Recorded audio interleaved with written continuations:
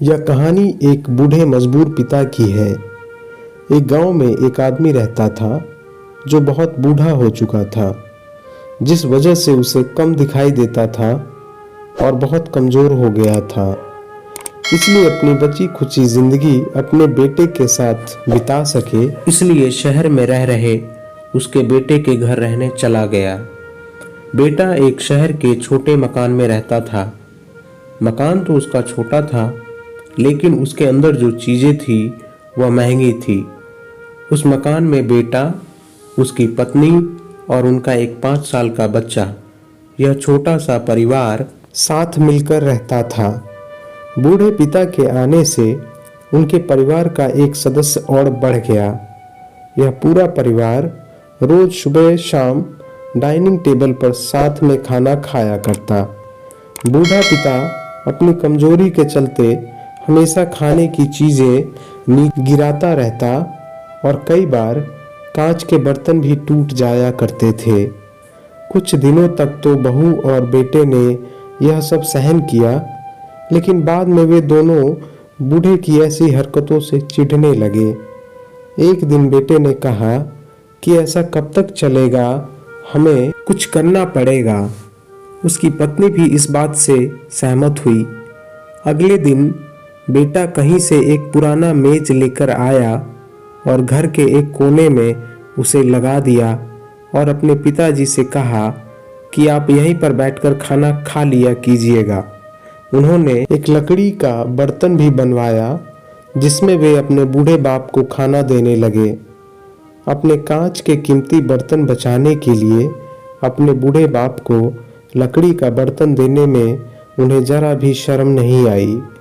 अब खाने का समय जब होता तो बूढ़ा बाप एक कोने में बैठकर खाता और बाकी का परिवार डाइनिंग टेबल पर खाना खाया करता। डाइनिंग टेबल पर बैठे बैठे दोनों पति पत्नी कभी कभी अपने बूढ़े बाप की तरफ देख लिया करते। बूढ़े बाप की आंखों में उन्हें आंसू भी नजर आते, मगर उन पर जैसे कोई असर ही नहीं होता। बूढ़े का पोता भी यह नज़ारा हमेशा देखता रहता और वह अपने में ही खोया रहता। एक दिन जब पति पत्नी डाइनिंग टेबल पर बैठकर खाना खा रहे थे, तब उनका बच्चा जमीन पर बैठकर कुछ कर रहा था।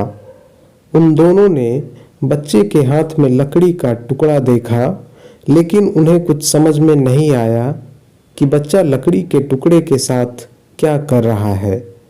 जब बच्चे के पिता ने उससे पूछा कि बेटा आओ खाना खा लो, तुम नीचे बैठकर क्या कर रहे हो, तब बच्चे ने भोलेपन से कहा, अरे मम्मी पापा, मैं आप दोनों के लिए लकड़ी का बर्तन बना रहा हूँ ताकि आप लोगों को जब आप बूढ़े हो जाओ तो दिन में खाना दे सकूं। अपने नादान बेटे द्वारा दी गई यह सहज बात दोनों के दिल में तीर की तरह उतर गई। दोनों एक दूसरे का चेहरा निहारने लगे। बिना कुछ कहे ही दोनों की आंखों में पानी आ गया और उन्हें अपने भविष्य की किताब अपने आप के सामने खुलती हुई नजर आई। उन्हें समझने में ज्यादा देर नहीं लगी कि अब उन्हें आगे क्या करना पड़ेगा। अगले दिन कमरे के कोने से वह पुराना मेज हट गया और अब बूढ़ा पिता और बाकी का परिवार साथ में मिलकर फिर से खाना खाने लगे। बूढ़े की कमजोरी की वजह से हो रही गलतियां भी अब किसी को नहीं चिढ़ाती थी। दोस्तों, यह कहानी हमें बताती है कि हर वह पत्ता जो आज हरा है वह कल सूखेगा और डाली से नीचे भी गिरेगा। इसलिए हमें अपने बड़े बूढ़ों का हमेशा ख्याल रखना चाहिए और हमारे माता पिता और बुजुर्गों के साथ वैसा ही व्यवहार करना चाहिए जैसा हम चाहते हैं कि हमारे बूढ़े होने के बाद हमारे बच्चे भी हमारे साथ करें। दोस्तों, आपको यह कहानी कैसी लगी कमेंट करके ज़रूर बताइएगा।